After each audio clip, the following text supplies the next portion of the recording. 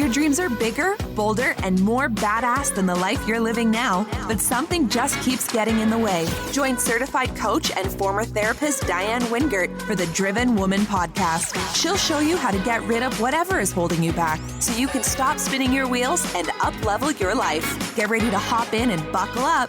This is the Driven Woman podcast, and we're heading for the fast lane.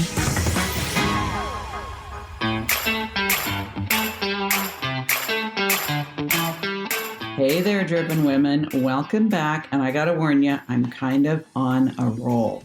Now, if you were with me a couple of weeks ago on my last solo episode, you know, the one called Do the Thing, you will recognize a pattern here. You see, I work with creative female entrepreneurs, and while each of them is totally unique, many of their struggles are actually quite common. So this week, I'm going to share my thoughts on how having a super creative brain, the kind that's always spouting one amazing idea after another, can actually be a problem. You know, not a problem as in you should feel sorry for me, boo-hoo, hashtag the struggle is real kind of way, but it does tend to lead to A, trouble knowing which of your many brilliant ideas to focus on, B, trouble sticking with the idea after the shiny wears off, and C, trouble even recognizing that any of your brilliant ideas is worth doing because, let's face it, the best idea is always the one you haven't had yet. So in this week's solo episode, we are going to talk about dealing with endless creativity, trouble focusing, and difficulty recognizing our own brilliance because we just keep producing more of it. This week's pod praise comes from serial entrepreneur listener Gwendolyn, who writes, Diane is an incredible speaker and gives great insight and information for the female entrepreneur. If you're looking for a podcast to motivate you with your business or adventure, this is the one. Well, thank you, Gwendolyn, and I hope you're listening because I happen to know you have quite a lot of good ideas, and from where I sit, sometimes that's worse than not having enough of them. I hope you enjoy this episode.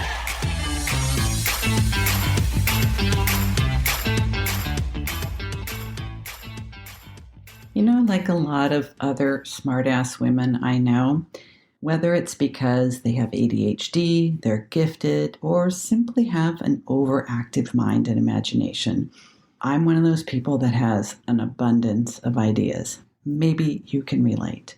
Sometimes they come at me in a flurry, either on demand, when I'm in the midst of a creative brainstorming session and I actually want to invoke them, but more likely they show up at the most inconvenient and inopportune times when they're a distraction and sometimes even a nuisance. I recently posted on social media and asked my followers when their genius ideas show up. Want to know what they told me? Here are the top 3. In the shower, while driving, and in the middle of the night when I'm trying to sleep. Obviously, it's not just me. You know, I've often fantasized about how awesome it would be if I could get paid to come up with ideas for other people, like rent my brain. There are people who are masterful at execution, but they just don't have this idea factory that never closes or even takes a day off between their ears. What an awesome gig that would be. But the problem with being an ideator, as I've come to understand this type of brain is called, is that if you're in business, especially in business for yourself, hatching those ideas is the fun part. But if you don't raise at least some of those little thought chickies until they become grown-ass chickens that can then lay income eggs for you, there's not much point. This is an example of why having too many ideas can actually be worse than not having enough. Now, don't get me wrong. For many, many years, I have loved having a super fast, super creative, idea-filled brain. I just never felt particularly compelled to do anything with most of those ideas. Oftentimes, I would have an idea for a new product, a new service, or a whole new business. But it was like, I have plenty of time. I'll do it later, or not. I'll wait for the next one. It's like the bus that comes every 10 minutes. Yeah, I'm just going to finish, looking at my phone, I'll catch the next one. You see, I always knew, even if it was a really juicy idea, I never really took it seriously. I mean, there would be another and another. I was actually pretty cavalier about it when I was in my 20s. One of my brilliant ideas was workout wear for pregnant women. Now, that may be common now, but in the 80s, when I was having kids, there was literally nothing available to wear to the gym, especially when you were like 8 months preggers. So I hatched this idea. I had a name for it and everything. I called it Sweating for Two, with the number 4 in the middle. Now, at that time, I was living in LA, working in Beverly Hills, so I was taking exercise classes at Jane Fonda's workout. Now, it's long since gone, and many of you may not even know who Jane Fonda is. Google her. She was kind of a big deal. But Jane herself would sometimes teach. Well, one day I was wearing one of my oversized t-shirts that I made with the word Sweating for Two on it because I wanted it to be very clear that I was pregnant. Jane Fonda came out of one of the toilet stalls, looked me up and down, pointed at the shirt and said, "Now that's clever. Girl, the Diane I eventually became, the Diane I am now, would have pitched her on the spot and started a joint venture with the Jane Fonda. But the Diane I was in her 20s, who had no idea how special her clever mind was, that Diane just smiled and said, 'Oh, thanks.' So many missed opportunities over the years. It would just make me sad to remember them all and share them with you. But there is a lesson here because this is not just about me. Your ever so clever brain is very, very special. Don't take it for granted or let it go to waste. Now, you may not decide to make a product or a service or a business out of all or even most of your best ideas, but I gotta tell you, the spark does start to slow down as the years go by and you begin to get weighted down in responsibilities and obligations. All those wonderful unused ideas could have found their way into someone else's business if you're not going to use them. They would have flourished, but instead, they're just going to fizzle out and be forgotten. I've been working with entrepreneurs and creatives for years now. One of the things I did not expect was that the most successful among them is not always the most brilliant or the most hardworking. Oftentimes, the ones that are way out in front of the pack are simply the ones who took action on their ideas, even if they weren't sure they were valuable, even if they weren't sure they would be received well in the marketplace. Well, some of us didn't recognize just how special our idea machine of a brain was and that it truly is not an unlimited resource. Others were willing to act on their ideas, but just spent too much time trying to make them perfect first before unleashing them into the marketplace. In the meantime, somebody else introduced the exact same thing in its less than perfect form and then used early customer feedback to improve it along the way. Ouch. If it hasn't happened to you yet, it will. So the moral of the story here is really a 2-in-1.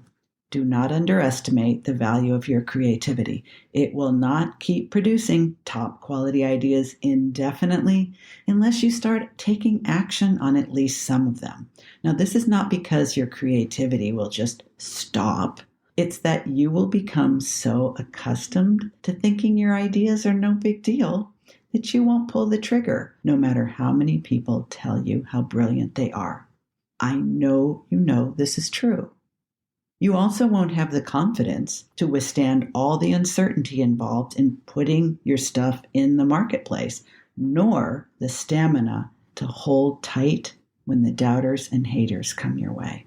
It's all mindset.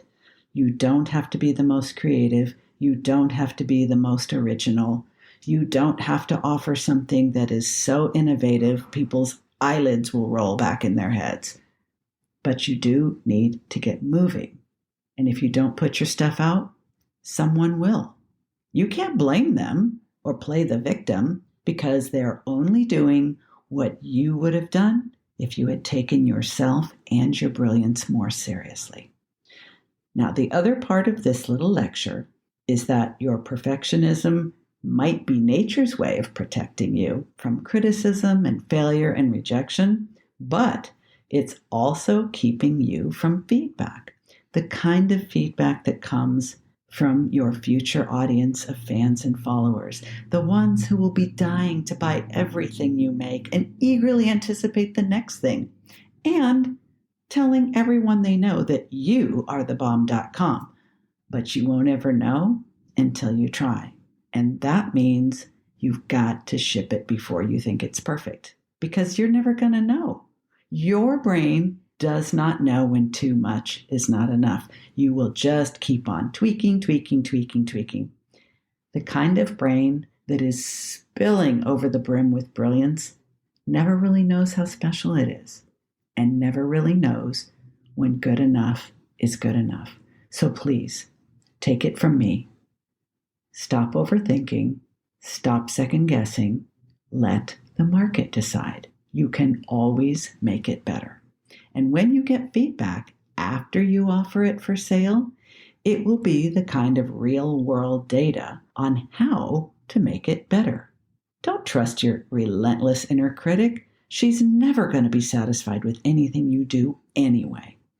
Now listen, I know you hate being lectured as much as I do, but I'm speaking these truths out of love. Please don't hold your best ideas inside and keep them under wraps until you don't believe you're relevant or interesting or talented anymore. What a genuine waste of a beautiful mind that would be, and all the gifts you are capable of offering the world, a world that desperately needs to receive them.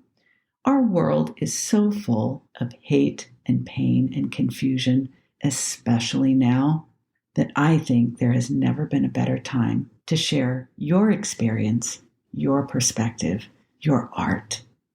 You don't have to use all your killer ideas right now. Put on a blindfold, put them on little pieces of paper on a table face down, scramble them around, pick one at random, and do it. It can literally be that easy. All you have to take is the first step. I'll be right here in the cheering section. You go, girl. Hey, it's Diane. Can I be honest with you? At the beginning of each new year, I always told myself, this is the year I'm going to get my habits dialed in. This is the year I'm going to be crystal clear about my goals and I'm going to crush them. This is the year I'm going to get my shit together on every level and I'm going to do it all by myself. Been there, done that, got a whole stack of t-shirts.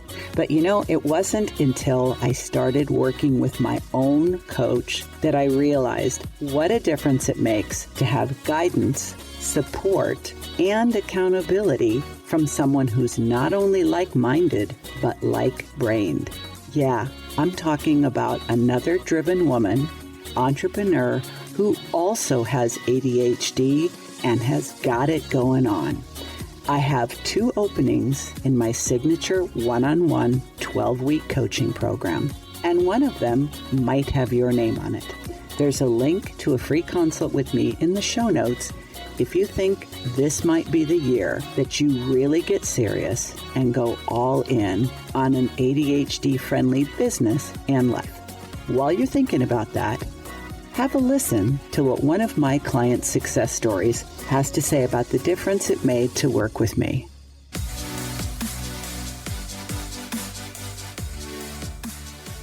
Well, one thing that you helped give me insight on is how sensitive I am. And because I'm an empath, being in traffic and loud noises throughout the day, just getting to homes, that alone was really draining. And now working from home, it's like I'm able to conserve that energy and working with the parents to really teach them kind of concepts and bigger things that have a bigger impact. Because one thing that you also mentioned was because I was working so much, I didn't have time to do the things that were meaningful to me, and that included learning. getting into the grind, you kind of just like, okay, well, I'm just going to do, instead of really stepping back and looking at, more strategic ways to have, a longer term plan.